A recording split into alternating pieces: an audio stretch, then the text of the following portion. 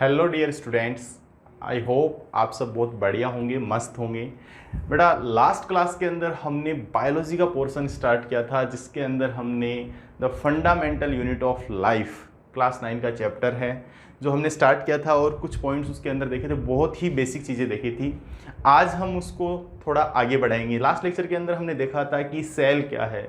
Basically मैंने बोला था कि कुछ ऐसा एक अपन ने एग्जांपल लिया था कि उसको हम बेसिक यूनिट क्यों बोलते हैं। हमने छोटी क्लासेस के अंदर जनरली एक डेफिनेशन पढ़ी थी कि cell is the basic structural and functional unit of life. तो हमने उसके रीजंस भी देखे थे कि एक जो सेल है वो कैसे स्ट्रक्चरल है, कैसे फंक्शनल है। तो मैंने वहाँ पर बताया था आपको एक बिल्डिंग का एग्जांपल लेकर कि ब्रिक्स है, उनसे वॉल बनती है, देन एक रूम बनता है और देन कंप्लीट जो रूम से उनको मिलाकर एक बिल्डिंग का फॉर्मेशन होता है। यहाँ तक ऐसी कुछ अपन ने बातें की थी। देन मैंने आपको बताया था कि एक माइक्रोस्कोप होता है जिसकी हेल्प से हम सेल को देख सकते हैं। तो ऐसी कुछ बातें की थी और माइक्रोस्कोप के भी मैंने आपको कुछ पार्ट्स बताए थे कि कैसे हम जो स्लाइड बनाते हैं, कैसे हम एक सेल को माइक्रोस्कोप की हेल्प से देख सकते हैं। तो और फिर हमने हिस्ट्री की बात की थी कि जो सबसे पहले सेल को डिस्कवर करने वाले भाई साहब थे जिनका नाम था रॉबर्ट हुक। उन्होंने सेल को सबसे पहले डिस्कवर किया डेड सेल को कॉर्क स्लाइसेस के अंदर। और कॉर्क स्लाइसेस क्या होती हैं वो भी हमने बात की थी कि कॉर्क स्लाइसेस जो होती हैं वो ट्री की जो बार्क होती है, बार्क यानी छाल। अरे यार, आप पेड़ के पास खड़े रहते हैं, कई बार अपन देखते हैं कि गिरी हुई है, ब्राउन कलर का पार्ट होता है बेसिकली वो। तो उसकी उन्होंने कुछ स्लाइसेस ली माइक्रोस्कोप के अंदर। कैसे देखते हैं वो मैंने लास्ट लेक्चर के अंदर आपको बताया था। तो उन्होंने डेड सेल्स देखी।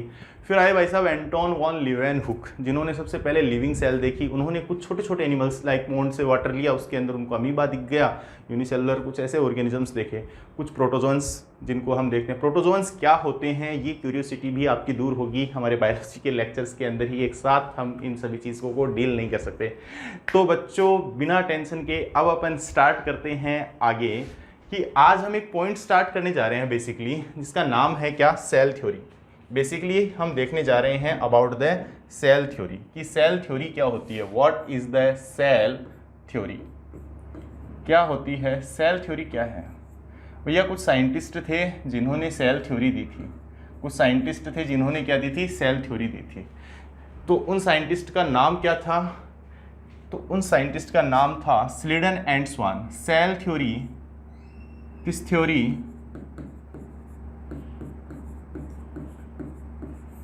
was given by Sliden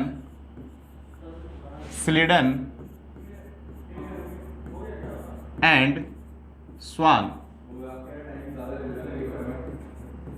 स्लीडन and Schwann दो साइंटिस्ट थे, स्लीडन एंड स्वान, इन्होंने सेल थ्योरी दी थी। ठीक है, तो सेल थ्योरी है क्या, बेसिकली सबसे मेन जो पॉइंट है सेल थ्योरी क्या है, कुछ नहीं, इन्होंने कुछ सेल्स को स्टडी किया। दोनों साइंटिस्ट थे, एक थे ये वाले भाई साहब थे, ये कैसे थे बेटा, ये बोटेनिस्ट थे और ये जूलॉजिस्ट थे। हमें इतना ध्यान में रखना है, ये क्या थे, बोटेनिस्ट थे and this one is the zoologist.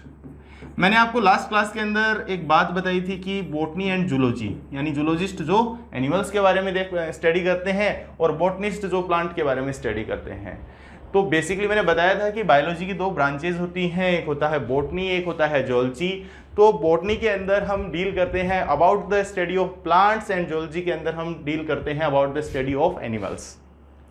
तो भाई साहब ने इन्होंने स्टडी की, इन्होंने देखा कि बहुत सारी डिफरेंट टाइप्स ऑफ प्लांट्स को देखा। उन्होंने देखा कि जो डिफरेंट टाइप्स ऑफ प्लांट्स हैं वो किससे मिलकर बने हैं, सेल से मिलकर बने हैं। और उनके अंदर सब सेल से मिलकर बने, और वो जो सेल्स हैं उनके ग्रुप से क्या बनते हैं, टिश्यू बनते हैं, प्लांट टिश्यूज का फॉर्मेशन होता है। जो हमारे स्वान भाई साहब थे, जो स्वान थे, इन्होंने क्या देखा, स्वान भाई साहब ने देखा कि जो सेल्स हैं, एक बाउंड्री है, एनिमल्स और जो प्लांट्स जो भी हैं वो सब सेल से मिलकर बने हैं, लेकिन प्लांट्स जो हैं वो एनिमल सेल से डिफरेंट हैं। Because plants have this cell wall, outer जो स्ट्रक्चर होती है सेल की, उसके बाहर एक एक्स्ट्रा कवरिंग देखने को मिलती है इन केस ऑफ प्लांट्स, जो कि एब्सेंट होती है इन केस ऑफ एनिमल्स। और जो प्रेजेंट होती है एक्स्ट्रा लेयर, उसको हम क्या बोलते हैं, सेल वॉल बोलते हैं। और सेल वॉल के नीचे क्या प्रेजेंट होता है, सेल मेम्ब्रेन प्रेजेंट होती है। तो इन्होंने बताया कि सेल वॉल जो है वो यूनिक फीचर है किसके लिए, प्लांट्स का, कि presence of cell wall is the unique feature for the plants. तो हम इसके बारे में थोड़ा लिखते हैं। अब देखो उस ईयर का भी आता है, इन्होंने जो बताया था वो बताया था इन 1838 और इन्होंने कब बताया इन 1839 ये 1839 में। तो अपन बोल सकते हैं कि इन्होंने प्रपोज की जो सेल थ्योरी का जो कंक्लूजन था तो वो 1839 के अंदर हुआ एक तरीके से। लेकिन एक बात ये नहीं समझा पाए, एक बात जो ये एक्सप्लेन नहीं कर पाए वो क्या थी कि न्यू सेल्स कैसे बनती हैं। इनको ये चीज समझ में नहीं आई यार, न्यू सेल्स का फॉर्मेशन कैसे होता है, कि जो नई सेल्स बनती हैं वो किस तरीके से बनती हैं, वो ये चीज नहीं एक्सप्लेन कर पाई। तो अपन थोड़ा सा लिखेंगे इसके बारे में और फिर देखते हैं कि how new cells are produced. ऐसा किन्होंने, कौन से साइंटिस्ट आए जिन्होंने एलेबोरेट किया सेल थ्योरी को, तो उसके बारे में अपन देखते हैं। तो यहां पर इन्होंने cell theory states this theory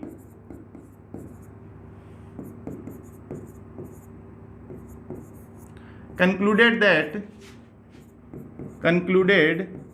that all animals are made up of cells but different from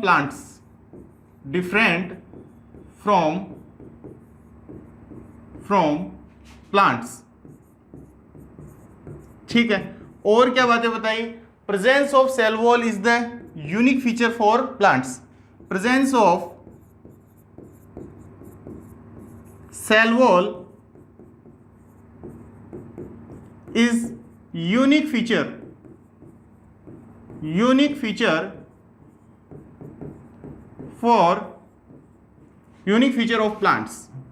feature of plants, केवल और केवल जो सेल वॉल होगी वो प्लांट्स के अंदर ही प्रेजेंट होती है। And cell is the basic unit of life. और एक तरीके से इनका क्या कहना था कि भाई सभी में होगी, तो cell is basic unit of life. ये कुछ पॉइंट मैंने आपको बताए हैं। अब यहां पर ये हुई सेल थ्योरी की बात चल रही है। यहां पर सेल थ्योरी को जिन्होंने एक्सपेंड किया उन साइंटिस्ट का क्या नाम था, उन साइंटिस्ट का नाम था Rudolf Virchow in the year 1855। उनका कहना क्या था, उनका कहना था कि जो न्यू सेल्स बनती हैं वो कैसे बनती हैं, कोई एक सेल है उसने डिवीजन शो किया, सेल डिवाइड कब करती है, ये भी मैं आपको बताता हूं। भाई एक सेल है, देखो ये एक सेल है प्यारे बच्चों, और एक सेल के अंदर ये न्यूक्लियस होता है। मैंने सिंपल आपको बताया कि अब ये आपके माइंड में क्वेश्चन नहीं आना चाहिए सर प्लांट है एनिमल है, ये हम बाद में डिसाइड करेंगे, कोई सी भी हो, प्लांट की हो चाहे एनिमल की हो, ये तो होगा। अगर प्लांट की होगी तो हम सेल वॉल और बना देंगे। तो यहां पर जैसे जैसे साइटोप्लाज्म का लेवल जो है वो इंक्रीज होगा, तो ये जो न्यूक्लियस है, न्यूक्लियस को हम controller of cell, director of cell, headquarter of cell सब बोलते हैं। ये सारे टर्म्स हम न्यूक्लियस के लिए यूज करते हैं।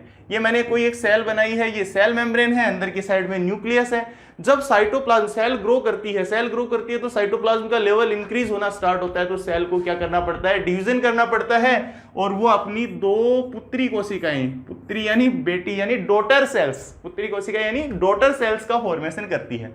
ये डॉटर सेल्स, इनमें भी फर्दर ग्रोथ होगी और ये आगे चलकर प्यारे बच्चों और दो सेल्स को बनाएंगी। तो इस तरीके से इन्होंने बताया कि new cells are arise from pre existing cells, कि जो न्यू सेल्स बनती हैं वो किससे बनती हैं, प्री एग्जिस्टिंग सेल्स से न्यू सेल्स का फॉर्मेशन होता है।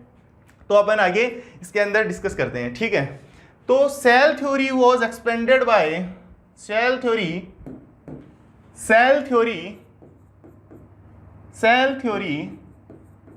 is expanded by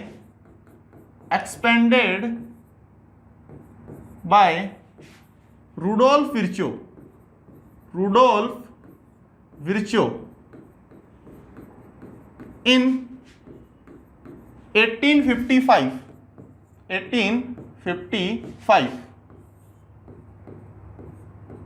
ठीक है। 1855 के अंदर बताया इन्होंने। जो सबसे इंपॉर्टेंट चीज है वो क्या है हमारे लिए, सबसे इंपॉर्टेंट चीज जहां से क्वेश्चंस पूछे जाते हैं कि सेल थ्योरी किसने दी, अगर वहां पर आता है cell theory was given by Schleiden and Schwann. Cell theory जो एक्सपेंड की, सेल थ्योरी का जो फाइनल शेप जिन्होंने सेल थ्योरी को दिया वो कौन थे, रुडोल्फ विर्चो थे। इन्होंने बेटा क्या बात बताई, इन्होंने बताया, रुडोल्फ विर्चो ने बताया, the new cells are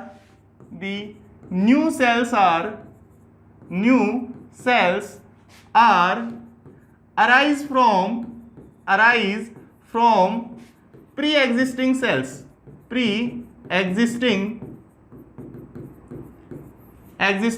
cells, यानी omnis cellula e सेलुला।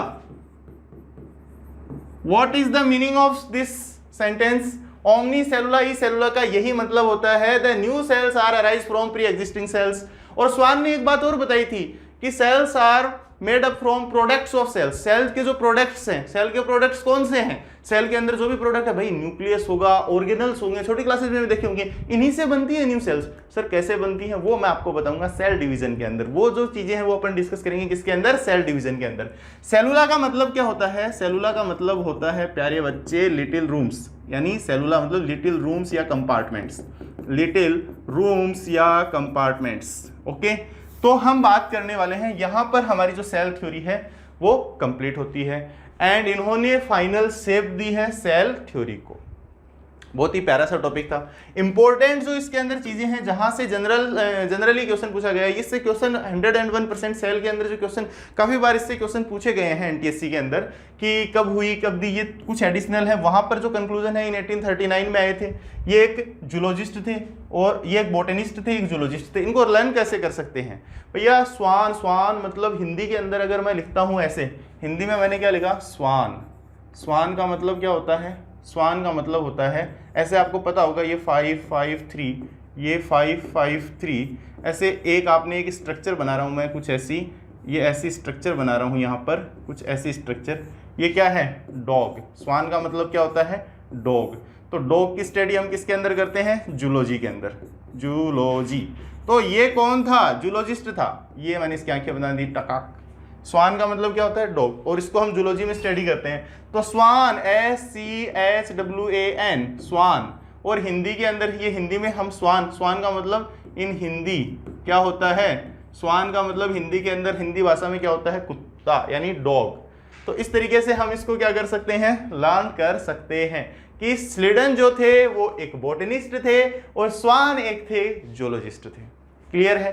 And the next one अब हम डिस्कस करने जा रहे हैं about on the basis of number के बेसिस पर। अब देखो हम सेल्स के बारे में बात करेंगे, सेल्स को हम अलग अलग बेसिस पर देखेंगे। अभी हमने सेल थ्योरी देखी है, अब हम बात करेंगे नंबर के बेसिस पर कि सर नंबर, सेल्स के नंबर क्या होते हैं। देखो सेल्स के नंबर मैं ऐसे नहीं कह सकता कि सेल्स के नंबर हम दो तरीके से ही डिवाइड करते हैं। अगर हम ऐसे डिवाइड करने बैठ गए ऑर्गेनिजम्स को ले लिया कि इसके अंदर तो 5 होती हैं, इसके अंदर 10 होती हैं, इसके अंदर 15 होती हैं, इसके अंदर 100 होती हैं, तो ऐसे हम डिसाइड नहीं करेंगे।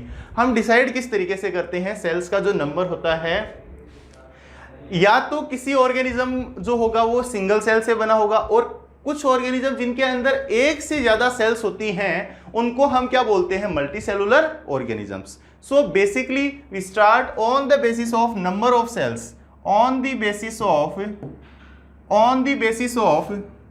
नेक्स्ट पेज पर अपन चलते हैं, यहां से अगले पेज पर अपन इसको डील करते हैं। ठीक है, तो मैं एक बार इसके लिए बता देता हूं आपको। ये जो अपन ने देखा है यहाँ पर कि इसमें क्या होता है? New cells are arise from pre existing cells. इसको अपन एक बार एक्सप्लेन कर देते हैं। ठीक है, अब आगे हम बात करेंगे। ठीक है, न्यू सेल्स, यहां पर कुछ कंक्लूजन निकालते हैं यार ऐसा। ओके, तो यहां पर मैं बता रहा हूं कि न्यू सेल्स अराइज हो रही हैं फ्रॉम प्री एग्जिस्टिंग, जो पहले से एग्जिस्ट कर रही है, प्री एग्जिस्टिंग। ओके, अब हम बात करेंगे बच्चों किसके बेसिस पर? On the basis of number of cells, on the basis of number of cells. तो हम यहां पर बात करने वाले हैं on the basis of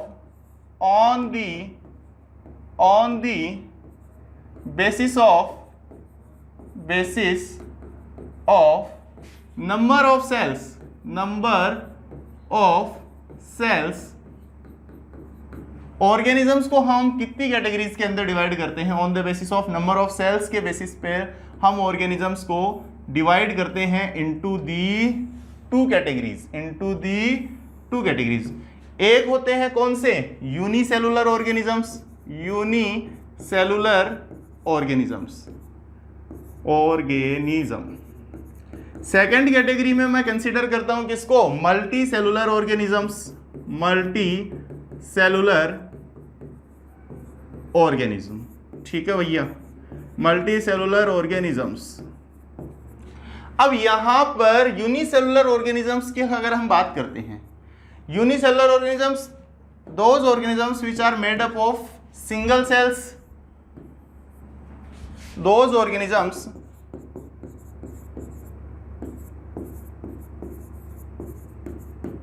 have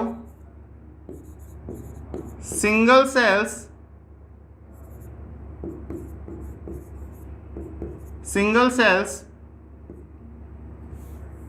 those organisms made up of single cell, made up of single cell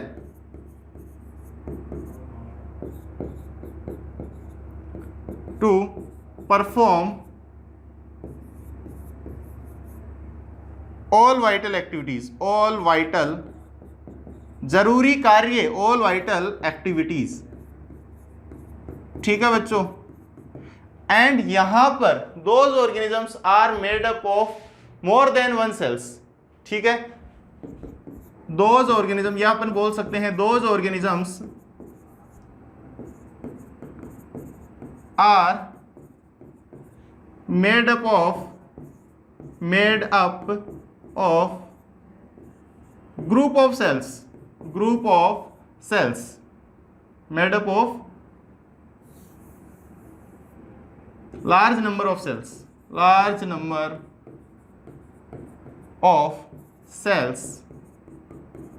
called multicellular। अरे भैया जो एक से ज्यादा सेल से बने हुए हैं उनको अपन क्या बोलते हैं, मल्टी सेलुलर ऑर्गेनिजम्स बोलते हैं। इनके पास में क्या होगा, दे हैव, अब इन चीजों को मैं एक्सप्लेन करूंगा आपको, they have division of labour. अब ये होता क्या है भैया डिवीजन ऑफ लेबर, इनके बारे में भी अपन चर्चा करने वाले हैं। तो बच्चों यहां पर हम कुछ उदाहरण भी लिखेंगे, यानी एग्जाम्पल्स भी लिखेंगे। यहां पर हम कुछ एग्जाम्पल्स भी देखने जा रहे हैं। इसकी अगर मैं एग्जाम्पल्स की बात करता हूं तो भैया यहां पर ऐसे ऑर्गेनिज्म जो सिंगल सेल से मिलकर बने हों और सभी एसेंशियल फंक्शंस को परफॉर्म करते हों, ऑल वाइटल एक्टिविटीज को परफॉर्म करते हों। वाइटल एक्टिविटीज कौन सी होती हैं, वाइटल एक्टिविटीज भैया श्वसन, डाइजेशन यानी रेस्पिरेशन, डाइजेशन, सर्कुलेशन, सारी जो चीजें होती हैं वो केवल एक ही सेल के अंदर हो जाती हैं। तो ऐसी जो सेल्स होती हैं उन्हें हम क्या बोलते हैं, ऐसे जो ऑर्गेनिजम्स होते हैं जो केवल और केवल एक ही सेल से मिलकर बने हो उन्हें हम बोलते हैं यूनिसेलुलर ऑर्गेनिज्म। और ऐसे ऑर्गेनिजम्स जो एक से ज्यादा सेल से मिलकर बने हो उन्हें हम क्या बोलेंगे, मल्टीसेलुलर ऑर्गेनिज्म। मैंने एक वर्ड लिखा है, they have division of labour. Division of labour क्या होता है, what is the division of labour, basic जो पॉइंट है डिवीजन ऑफ लेबर, यानी इनके अंदर स्पेशलिटी क्या होती है। देखो बच्चे बहुत कंफ्यूज होते हैं, मैं एक कंफ्यूजन आपका अभी क्लियर करूंगा कि कई बार क्या होता है कि हम आगे जिन बच्चों ने कुछ ने पढ़ भी रखा होगा तो यहाँ पर क्या होता है कि कई बार हम जब आगे टेक्सोनोमी वगैरह पढ़ते हैं, डाइवर्सिटी पढ़ते हैं, तो वहाँ पर कई बार क्या होता है कि बहुत सारी सेल्स हैं वो कॉलोनी बना लेती हैं। तो सर यूनिसेलुलर सेल्स हैं, एक जगह बहुत सारी सेल्स प्रेजेंट है, उनकी कॉलोनी है, एक साथ रह रही हैं वो, तो क्या हम उनको मल्टीसेलुलर बोलेंगे? बेटा कतई ही नहीं, उनको हम मल्टीसेलुलर नहीं बोलेंगे। वो कॉलोनी मल्टीसेलुलर हो सकती है, एक से ज्यादा सेल्स हो सकती हैं, लेकिन मल्टीसेलुलर अगर हम ऑर्गेनिज्म के रेस्पेक्ट में बात करते हैं तो यानी ऑर्गेनिज्म के रेस्पेक्ट में बात करते हैं तो हम ये चीज सबसे इंपॉर्टेंट होती है कि क्या वो सेल्स आपस में इंटरेक्टेड हैं, क्या वो सेल्स आपस में कम्युनिकेट करती हैं, क्या वो सेल्स एक साथ में परफॉर्म करती हैं, क्या उन सेल्स के पास में डिवीजन ऑफ लेबर है। And now what is the division of labour. Last जो क्वेश्चन आता है वो यही आता है कि डिवीजन ऑफ लेबर क्या होता है। एक सेल डिवाइड कर रही है, डिवाइड करके टिश्यूज फॉर्म कर रही है, टिश्यूज से फिर ऑर्गन बना रही है, ऑर्गन सिस्टम है, यानी वो सब क्या है, मल्टी सेलुलर ऑर्गेनिजम्स हैं। लेकिन जिन सेल्स के पास में डिवीजन ऑफ लेबर नहीं है, इंडिविजुअली वो अपने आप के जितनी भी उनकी वाइटल एक्टिविटीज हैं लाइक डाइजेशन, रेस्पिरेशन, सर्कुलेशन, सब के सब परफॉर्म कर रहे हैं, वो होते हैं यूनिसेलुलर ऑर्गेनिजम्स। तो यहां पर मैं कुछ एग्जांपल्स लिखने जा रहा हूं लाइक अमीबा, अमीबा, कौन सा बा? अमीबा। तो अमीबा का मैं एक चित्र भी आपको बनाकर दिखाऊंगा कि इसके अंदर क्या क्या होता है, यानी डायग्राम। ठीक है, तो यहां पर अमीबा हुआ, पैरामीशियम हुआ, पैरामीशियम हुआ, अमीबा, पैरामीशियम एंड क्लेमाइडोमोनास। अब आपके क्लेमाइडोमोनास, अब इनसे घबराना नहीं है। क्लेमाइडोमोनास क्या है? एक एल्गी है। क्या है? एक एल्गी है, यूनिसेलुलर एल्गी है। क्लेमाइडोमोनास दे रखा है। अब अमीबा का अगर अपन चित्रण करते हैं, अमीबा का अगर हम डायग्राम बनाते हैं तो कुछ ऐसा होता है, इरेगुलर शेप का होता है। ये मैंने क्या बनाया? ये मैंने बना दिया बच्चों अमीबा। ये मैंने क्या बनाया? अमीबा बनाया मैंने। ये मैंने क्या बनाया है? अमीबा। अमीबा यहां पर ये क्या है? ये इसकी सेल मेम्ब्रेन है। बाहर की जो आउटर मेम्ब्रेन होती है, भैया एनिमल है ये, इसके अंदर सेल मेम्ब्रेन प्रेजेंट होती है और इसके सेंटर के अंदर ये क्या है? न्यूक्लियस है। और यहां पर इसके चारों तरफ ये क्या है? साइटोप्लाज्म है। इसके पास क्या है? साइटोप्लाज्म है। तो सर ये डाइजेशन कैसे परफॉर्म करेगा? सर डाइजेशन कैसे करेगा? तो बच्चों इसके अंदर साइटोप्लाज्मिक स्ट्रीमिंग होती है। अब सर ये इतने भयंकर वर्ड आप यूज कर रहे हो, what is the meaning of cytoplasmic streaming? Cytoplasm कभी इधर भगता है, कभी इधर भगता है, कभी लेफ्ट, कभी राइट। और इस सेल्स के अंदर यहाँ पर मान लो फूड पड़ा है, तो ये यहाँ पर कुछ ऐसी स्ट्रक्चर्स बनाएगा। देखो इससे आगे वाली स्टेप बनाई, साइटोप्लाज्मिक मूवमेंट हुआ इसके अंदर, तो ये कुछ ऐसी स्ट्रक्चर्स यहाँ पर कुछ इस तरीके से स्ट्रक्चर फॉर्म कर लेगा फूड को अंदर लेने के लिए। अब ये जो स्ट्रक्चर बनेगी, ये न्यूक्लियस है इसका, तो इस स्ट्रक्चर को अपन क्या बोलते हैं? Pseudopodia. Pseudopodia.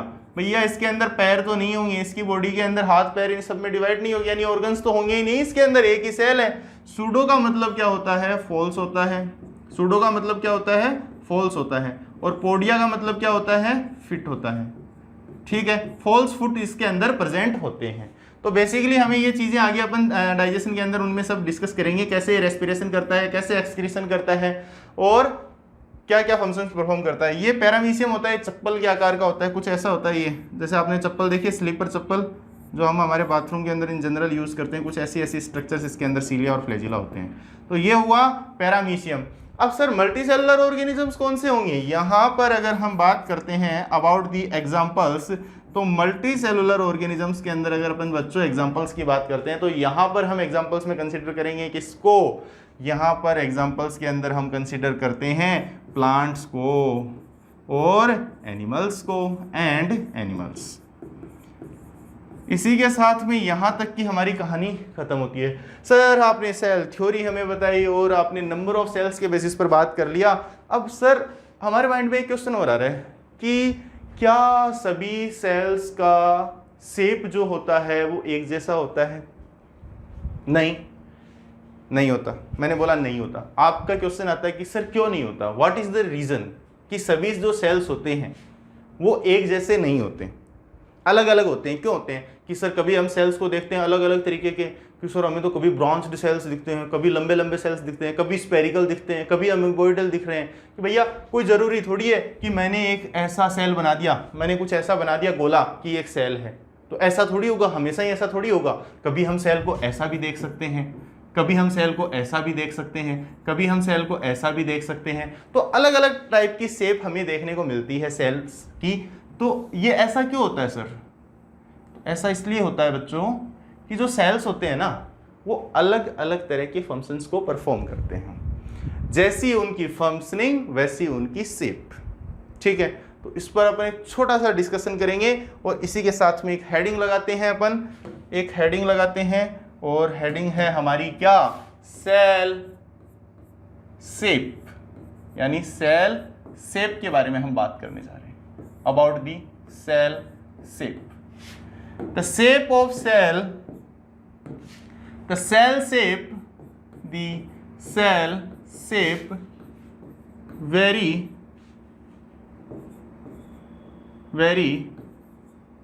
due to the functioning of cells, functioning of different types of cells, functioning due to the functioning of, यानी हम यहाँ पर सिंपल बोल सकते हैं cell shape depend on functioning. The shape of cell, the shape of cell depend on the functioning of cell, functioning of cell. अब जैसा उसका फंक्शन वैसी उसकी शेप। अगर हम बात करते हैं cell shape vary according to their functioning, यानी cell shape vary according to functioning of cell, functioning of cell. अब भैया अपन बात करने जा रहे हैं, देखो अब अपन इनकी शेप्स के बारे में थोड़ी चर्चा कर लेते हैं, किस पे डिपेंड करती है, क्यों वेरी करती है। अलग अलग जो सेल होती है उसकी अलग अलग शेप हमें देखने को मिलती है। सर ऐसा क्यों हो रहा है, क्यों हो रहा है ऐसा? इसके पीछे एक छोटा सा रीज़न है कि उनकी फंक्शनिंग मतलब भैया सेल है, फंक्शन करेगी, सभी तरह की फंक्शंस करती है। सर क्या सेल भी कोई फंक्शन करती है? बिल्कुल करती है, डाइजेशन करती है, रेस्पिरेशन करती है। क्यों करती है, एकदम अपन पॉइंट टू पॉइंट आगे तक अपन देखेंगे। और यहाँ पर अपन सिंपली हमें जो लर्न करना है उसके बारे में हम बात कर लेते हैं कि कौन सी सेल कैसी होती है। तो भैया मैंने यहाँ पर एक नाम लिखा है सबसे पहला, इसको मैं रेड कलर से ही लिख देता हूँ, दिखाई देगा? रेड नहीं दिखाई देगा। RBC, RBC का मतलब क्या होता है? Red blood cell. हरे से तो नहीं लिखना चाहिए, यहाँ पर मैंने लिखा RBC, ठीक है। RBC का मतलब क्या है? Red blood cells, red blood cells. इनकी जो शेप होती है ये कैसी होती है, यानी इनकी जो शेप होगी वो कैसी होगी? इनकी जो शेप होती है वो कैसी होती है? इनकी शेप होती है डिस्कोइडल या बाइकॉनकेव।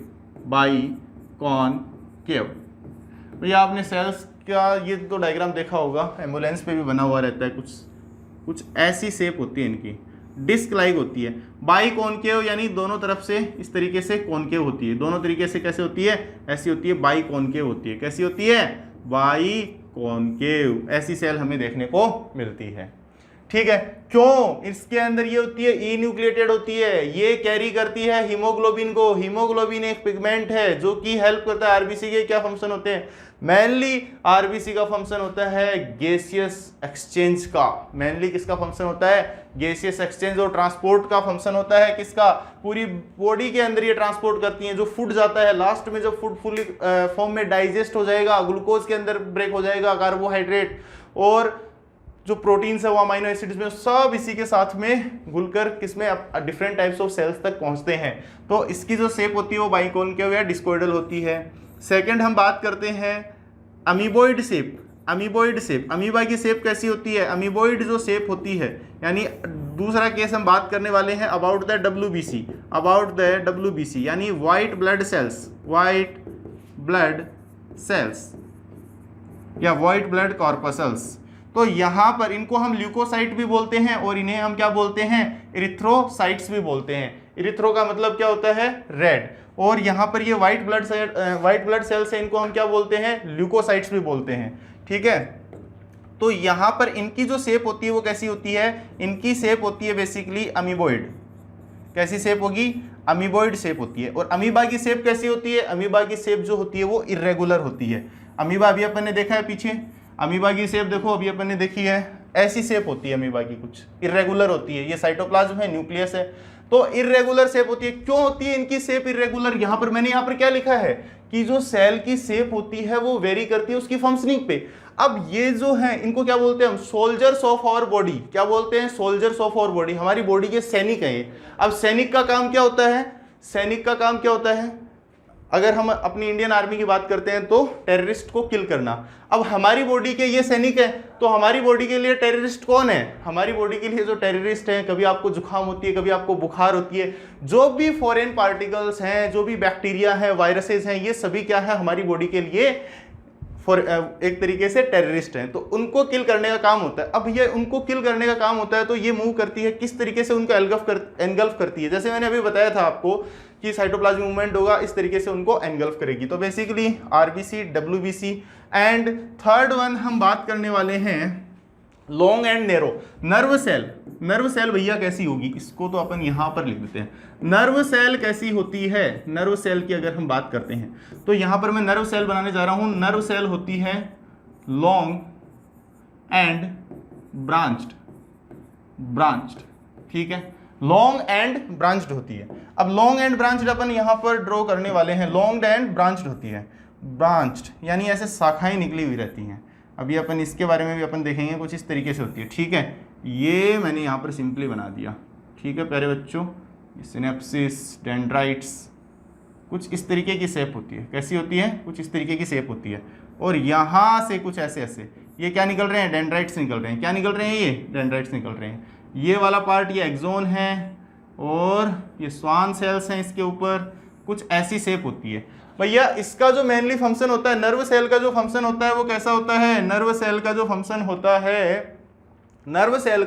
होता है वो इंपल्स कंडक्शन का होता है, यानी सिग्नल्स को ट्रांसमिट करने का होता है भैया। किसकी वजह से, हमारी पूरी बॉडी के अंदर नर्व सेल्स फैली हुई हैं, पूरी बॉडी के अंदर नर्व सेल्स फैली हुई हैं। आपको किसी ने छुआ, छूते ही आपको पता चला अरे मुझे कोई टच कर रहा है यार, हाथ हटा उधर कर भाई। किसी ने आपको थप्पड़ मारा, कभी आपने गर्म प्लेट पर हाथ रखा, तो वो इतना फास्ट क्यों है, क्योंकि ये लॉन्ग है। अब सोचो ये सर्कुलर होती तो कंडक्शन फास्ट होता है स्लो होता, ठीक है।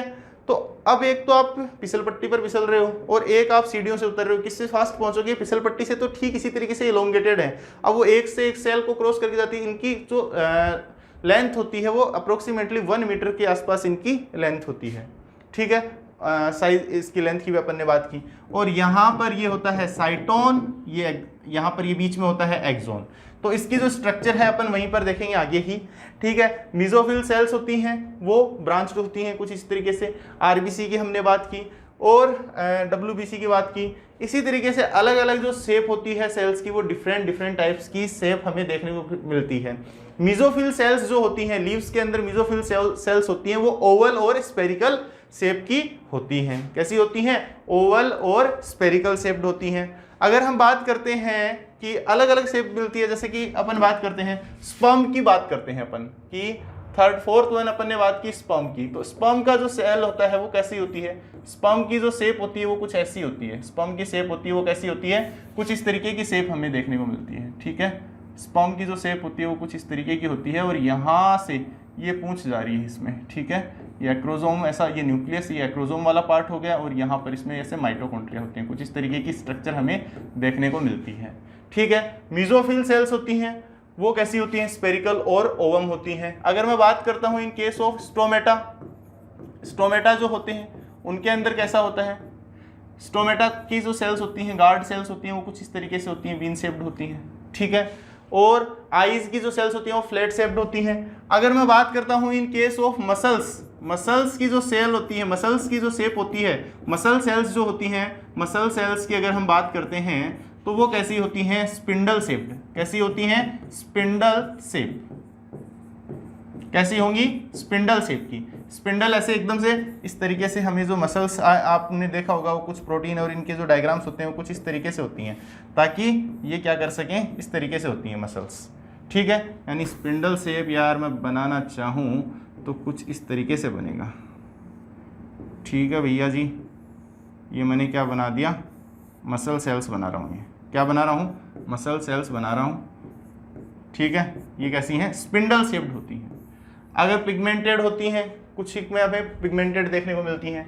तो ये बात हुई किसके बारे में, अबाउट द सेल शेप। और क्या सभी सेल्स की जो साइज होती है वो इक्वल होती है, नहीं, वो भी अलग अलग होती है। अब अगर मैं बात करता हूँ सबसे smallest cell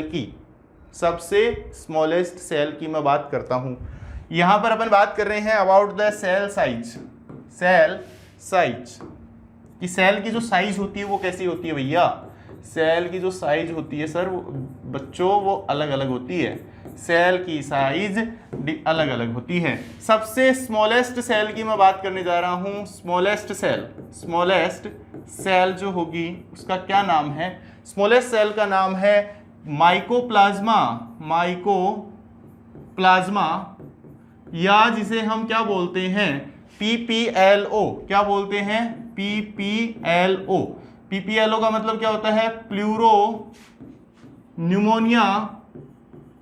pneumonia like organism, pleuropneumonia like organism 0.1 to 0.3 micrometre होती है। कितनी होती है? 0.1 to 0.3 माइक्रोमीटर यहाँ पर इनकी साइज देखने को मिलती है। Pleuropneumonia like organism, pleuropneumonia like organism का मतलब क्या है कि ये जो इनकी जो शेप होती है वो प्लियोमॉर्फिक होती है, ये शेप अपनी चेंज करते रहते हैं। माइकोप्लाज्मा जो होता है सबसे स्मॉलेस्ट सेल होती है माइकोप्लाज्मा की। बैक्टीरिया जो होता है वो कितना होता है? 3 to 5 माइक्रोमीटर। अगर हम बात करते हैं बैक्टीरियल सेल की, बैक्टीरियल सेल जो होती है, bacterial cell 3 to 5 micrometre, 3 to 5 micrometre होती है। सबसे अगर मैं लार्जेस्ट सेल की बात करता हूं, सबसे लार्जेस्ट सेल की अगर मैं बात करता हूं तो लार्जेस्ट सेल होती है बच्चों ऑस्ट्रिच एग। ऑस्ट्रिच शुतुरमुर्ग का जो अंडा होता है, ये तो चीजें हमें लर्न ही करनी है। ऑस्ट्रिच एग की जो साइज होती है वो बहुत ज्यादा साइज होती है, ठीक है, सबसे लार्जेस्ट सेल होती है। अब इसके बाद में अगर अपने माइंड में आता है लार्जेस्ट सेल, सबसे लॉन्गेस्ट सेल, लॉन्गेस्ट सेल की अगर अपन बात करते हैं, लॉन्गेस्ट सेल की अगर हम बात करते हैं तो सबसे लॉन्गेस्ट जो सेल है वो कौन है? लॉन्गेस्ट सेल है nerve cell. Nerve cell, nerve cell is the longest cell. तो ये तो देखो हमारे लर्न करने की चीजें हैं, ये तो हमें लर्न करनी है केवल और केवल हमें याद करने की है, ये तो इनमें कोई डिफरेंस नहीं है। रीजन मैंने आपको बता दिया कि सेल शेप साइज ये क्यों होती है, अलग अलग होती है। सेल शेप अलग क्यों होती है, सेल साइज अलग क्यों होती है, तो यहाँ पर ये चीजें अपनी डिस्कस हो चुकी हैं, ठीक है। सेल शेप की हमने यहाँ पर बात कर ली। स्पिंडल स्पर्म जो होता है कुछ ऐसा होता है, फ्लैजिलेटेड होता है एक तरीके से, और पिगमेंटेड सेल्स होती हैं, अलग अलग होती हैं। स्टोमेटा जो होती हैं, स्टोमेटा जो होती हैं ये कैसे होती हैं, कैसी होती हैं ये गार्ड सेल्स जो होती हैं, ये मैंने ये गार्ड सेल्स बनाई हैं। ये कैसी, ये कौन सी सेल्स बनाई है मैंने, ये आपकी इसमें नहीं दे रखी हैं, बेसिकली ये मैंने बनाई हैं यहाँ पर गार्ड सेल्स, किडनी शेप्ड होती है। ये कौन सी है? ये गार्ड सेल्स हैं। स्टोमेटा की ये गार्ड सेल्स हैं। और स्टोमेटा क्या करता है? स्टोमेटा लीफ के अंदर प्रेजेंट होता है, ट्रांसपिरेशन के अंदर हेल्प करता है, ठीक है। ये कैसी होती है? किडनी शेप्ड होती है। कैसी होती है? ये किडनी शेप्ड होती है। तो अलग अलग शेप की सेल्स हमें देखने को मिलती है। ये स्पिंडल शेप्ड होती हैं, ये हमने यहाँ पर बात की। तो इसी के साथ में हमारा आज का लेक्चर कंप्लीट होता है। मिलते हैं अगले लेक्चर के अंदर, और उसके अंदर हम डिस्कस करेंगे सेल्स को on the basis of nucleus के बेसिस पर। All the very best.